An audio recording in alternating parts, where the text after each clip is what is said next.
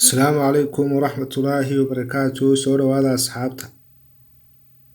inaad marar badan guuldareysataa waa mid kuu keenta inaad ugu dambeyn guuleysato. muhiimadu ma aha cidda aad tahay meesha aad joogto. nolosha dhacdooyinka dad ku guuldareysay waxa jira dad u dhabar adeegay hadafkoodii. muqalkan waxaan kugula wadaagi doonaa dad u samray himiladii ay lahaayeen. haddaba inaad like saarto muqalkan waa mid iga caawineysa in dad badan ay arkaan soo boqoshada kanaalkana hadday tahay markii kuugu horeysay Fadlan subscribe saar lana wadaag azxaaptaada adigu share gareynaya muqalkan si aynu u helno saaxiib u qiimo badan sida adiga oo kale. mahadsanid. qisada Nike waa mid mudan in lagu cibro qaato. inay laxaadkaagu ku dhamaystirnaadaan waa kuwa sabab u noqda kuna suurageliya inaad hadafkaaga ka mira dhaliso, balse hadday xubin ka mid ah jirkaagu kaa maqnaato waa mid aad dareento una hamuumiyooto isla mar ahaantaana isweydiiso su'aalo badan. bal ka waran haddii aanad lahayn lugo iyo gacmo, seed horumar ku gaari kartaa?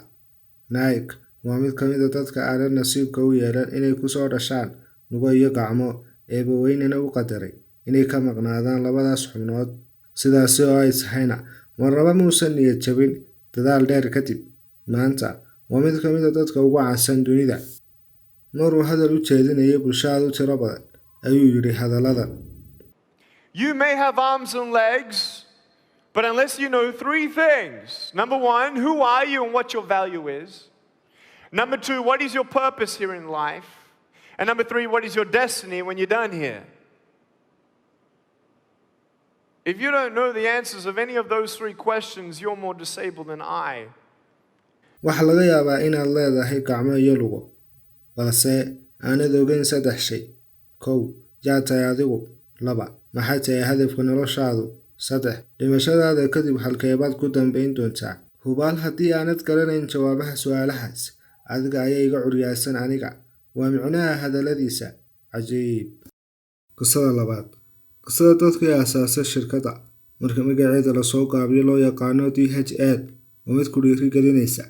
sanadku markuu ahaa 1969, 3 wiil oo dhalinyaro ah ayaa bilaabay ganacsi alaabaha dadka loogu geeyo guryahooda iyagoo isticmaalayay gaariga duuga ah ee muqalka kaaga muuqda.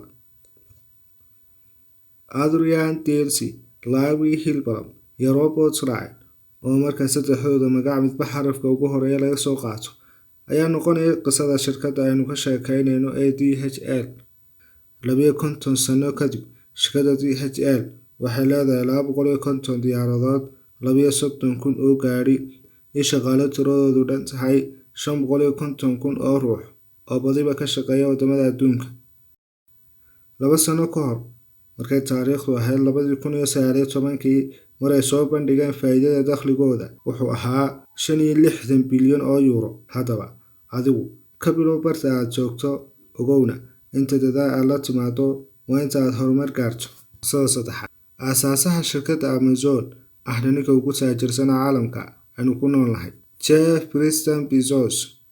Jeff Bezos wuxuu dhashay 28 Juun 1964 New Mexico ee dalka Mareykanka. noloshiisii hore nasiib uma yeelan inuu ku soo koro nolol taajirnimo. kadib markii uu qalin jabiyay jaamacadda 1986 cilmiga electronic engineering-ka, shaqo uu ka helay shirkaddii barigaas ugu dhaqaalaha badneed bartii uu ku noolaa ee loo yaqaano DE Show.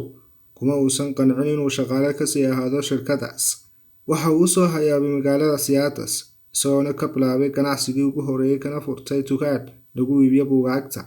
maanta 2021 waxa uu mulkiile ka yahay suuqa ganacsiga ee mareegta internetka Amazon. su'aalaha qaarkood isagoo la weydiiyey kana jawaabaya balila daawo. What does day 2 look like?